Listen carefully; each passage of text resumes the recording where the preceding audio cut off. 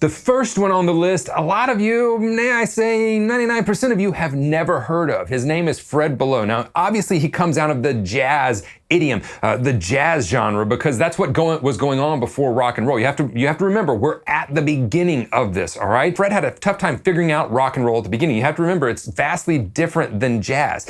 He was responsible for creating much of the rhythmic structure of Chicago blues, especially the backbeat. He's credited as being the first drummer to play that 2 and 4 backbeat, which is notorious. That is a staple in rock and roll. Now look, this Muddy Waters lineup of musicians with Fred Below on drums, Little Walter, and then the Myers Brothers is thought by many people to be the prototype band that paved the way for the rock sound. Some notable tracks to check out would be from around 1960, you got Wang Dang Doodle by Howlin' Wolf, and then I'm Your Hoochie Coochie Man by Muddy Waters from 1954.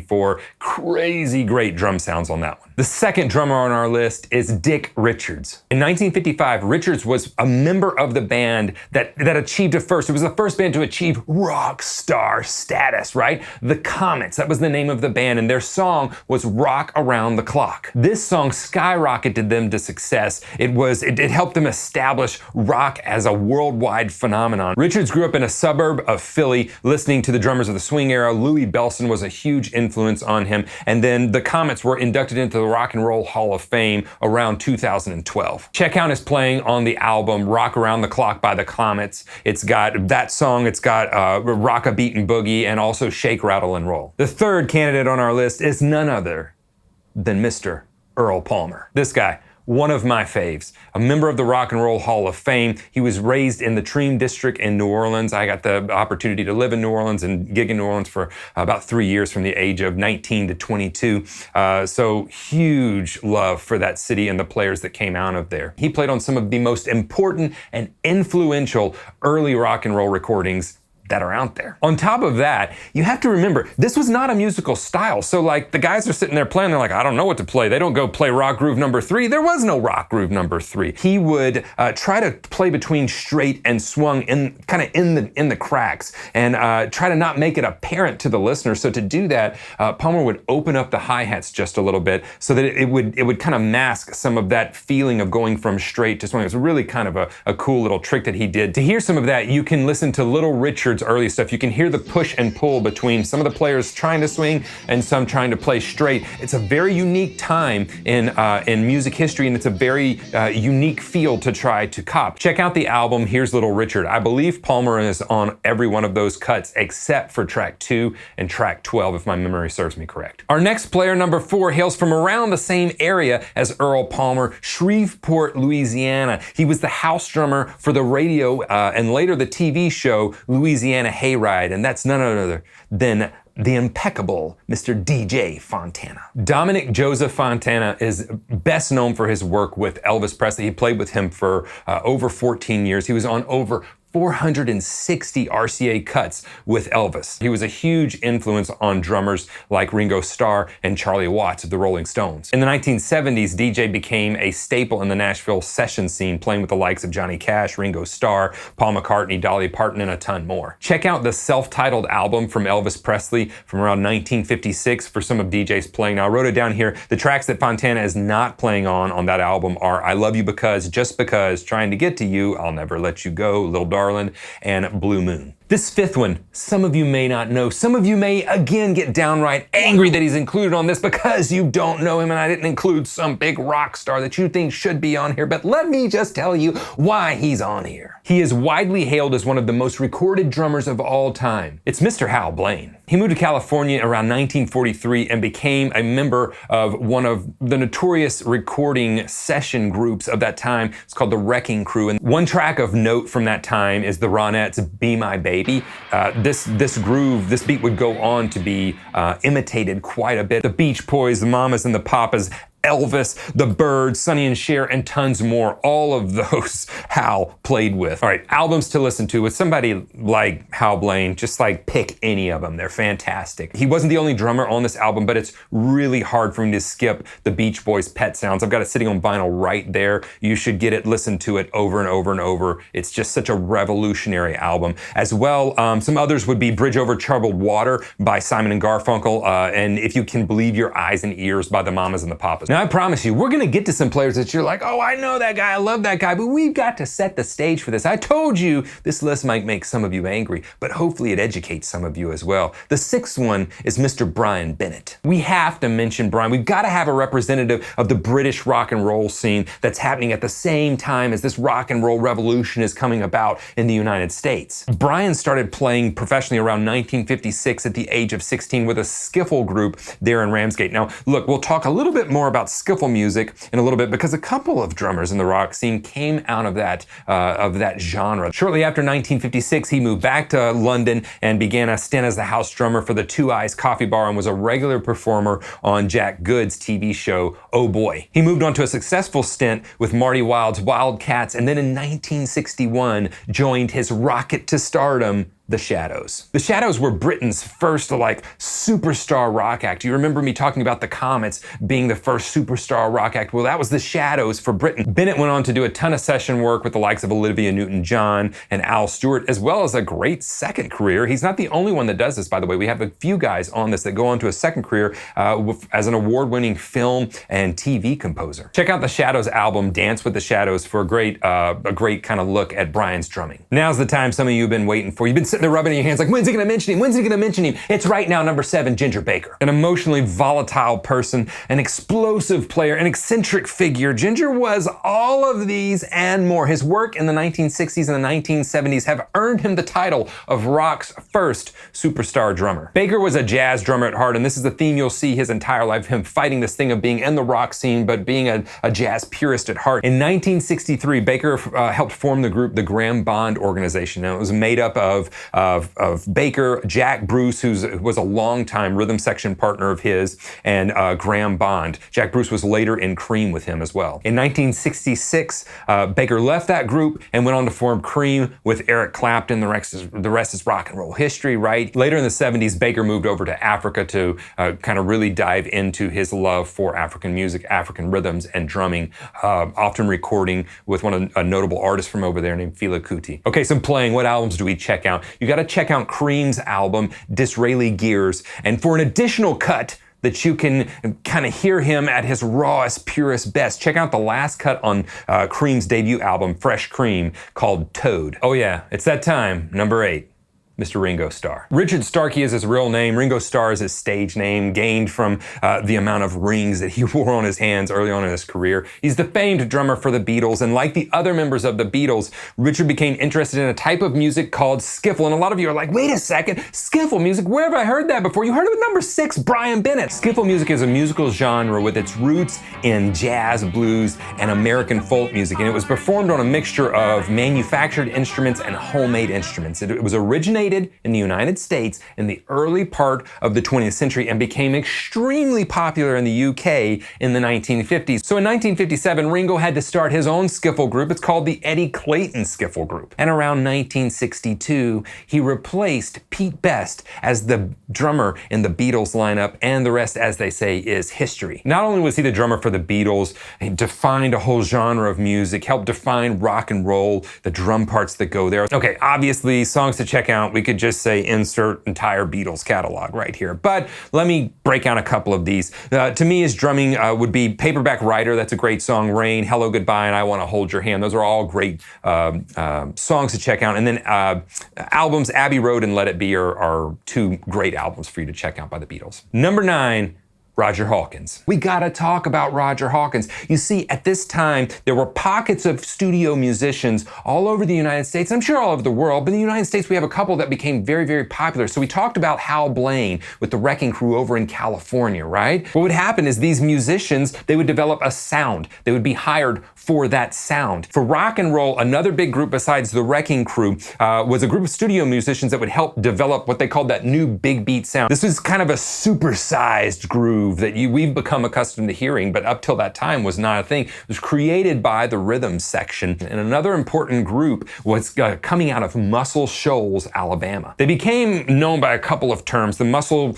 Shoals rhythm section, but they also became known by one that I actually like better called the Swampers. I'm gonna read you real quick a list of artists that they've helped to attract to the Muscle Shoals, Alabama area to record. It's gonna be Aretha Franklin, the Rolling Stones, Bob Dylan, Cat Stevens, Boss Skaggs, Joe Cocker, Paul Simon, Bob Seger, Rod Stewart, and Willie Nelson, to name a few. Maybe you know one or two of those names. A great album to listen to Roger Hawkins playing on would be Money and Cigarettes by Eric Clapton. Number 10, we're halfway there. We're about to get into some of the big mega superstars. But before we get there, some of you may not know this guy, Jim Keltner, a rock studio legend with a jazz background. Again, a lot of these guys, jazz background. He was born in Tulsa, Oklahoma in 1942. Keltner is a complete chameleon. I love his style. Has been called the leading session drummer in America. Again, to listen with these session players, man, I don't even know where to start. But one album that's great where he played all but one song, I believe it was, wrote it down here, John Lennon's Walls and Bridges album. I also personally love his work on Fiona Apple's music. The moment some of you have been waiting for. The man, the myth, the explosive legend, Keith Moon. Never predictable, always unique, eccentric, eclectic, and often self-destructive behavior.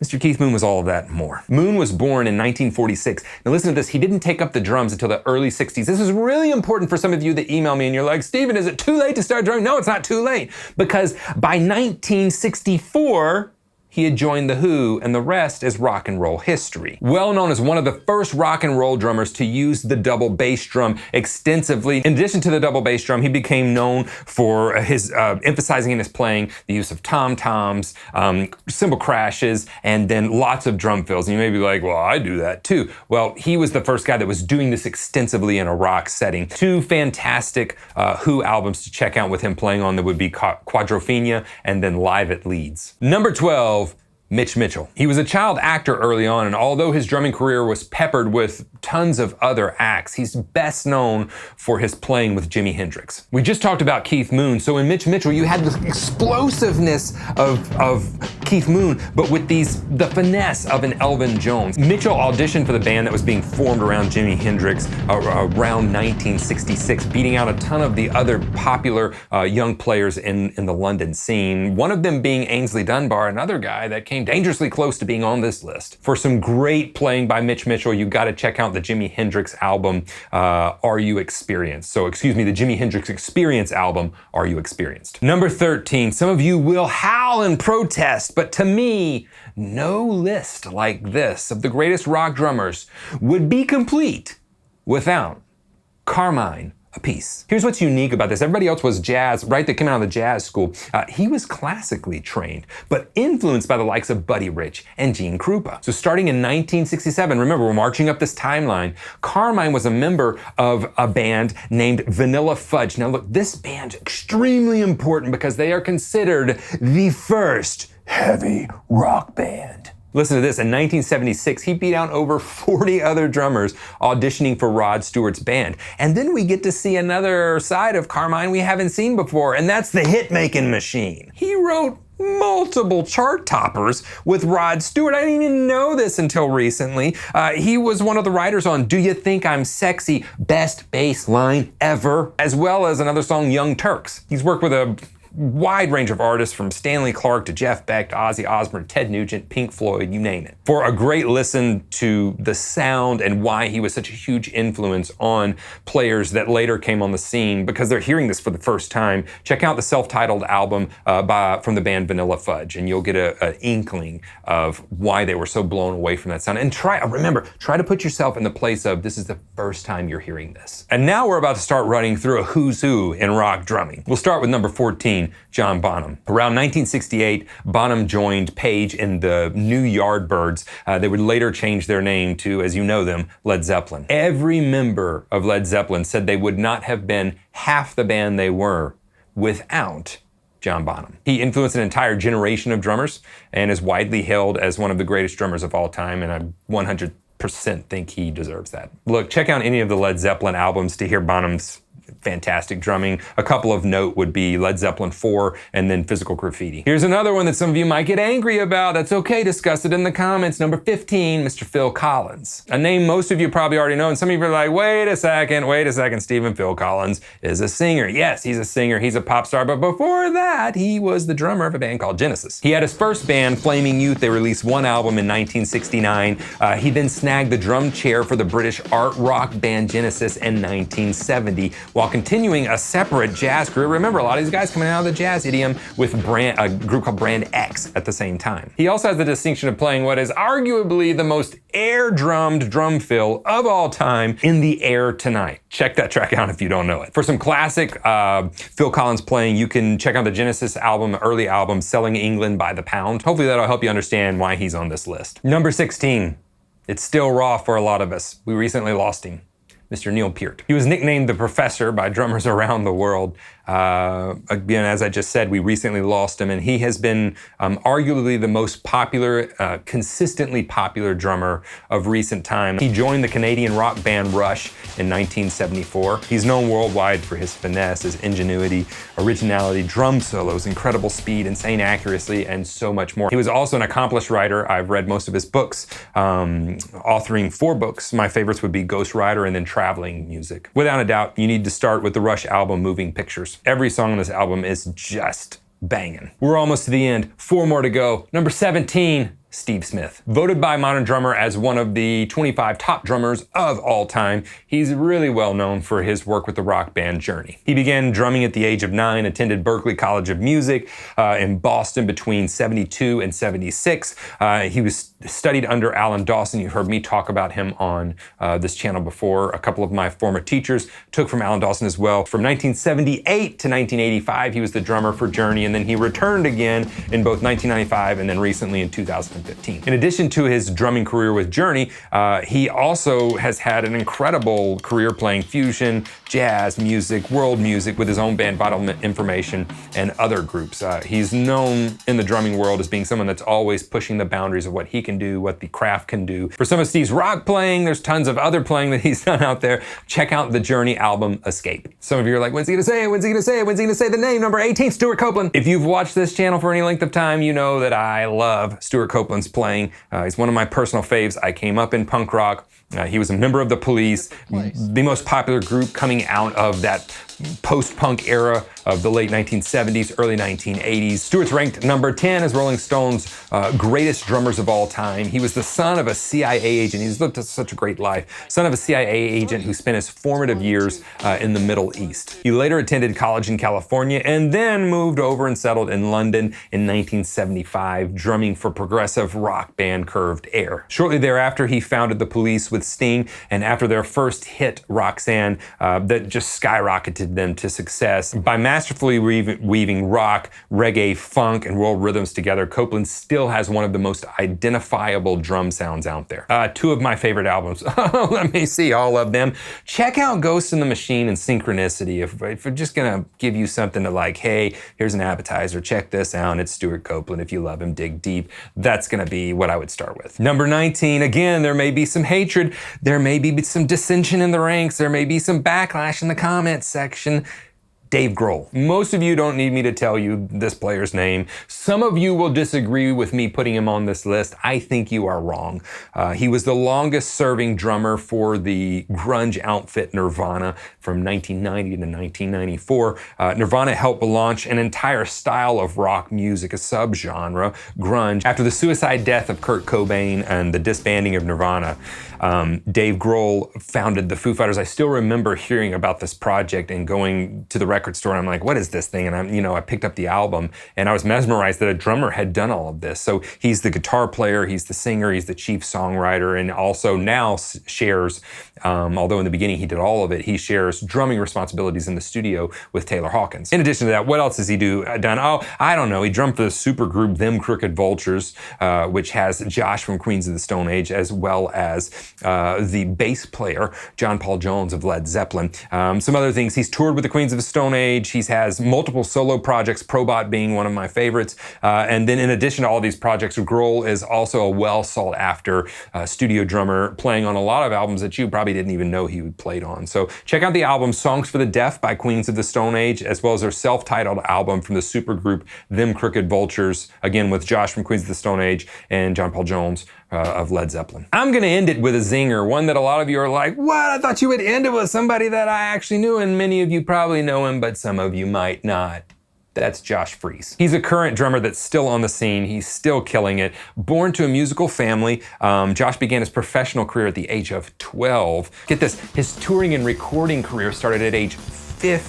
That's insane. Almost at the same time with first with Dweezil Zappa and then the punk rock group called the Vandals. Now he's a permanent member of the band, if I'm getting this correctly, of his band the Vandals, which I saw on Warped Tour years back, as well as the 70s group or 80s group Devo. And then he's worked with, I don't want to get this wrong, but he's worked with Guns N' Roses from 1997 to 2000, A Perfect Circle from 1999 to 2012, Nine Inch Nails from 2005 to 2008, Weezer from 2009 to 2011, toured with Paramore on their South American tour in 2010, returned to playing with Sting full-time in 2016. He had toured and recorded with him before in 2005. You get an understanding of why he's on this list. Some of his playing, I mean, again, there's so many albums you could check out, and a lot of his is touring work as well. You can check out A Perfect Circle's album 13th Step, and then due to my punk rock roots, I'm also partial to his work with the Vandals.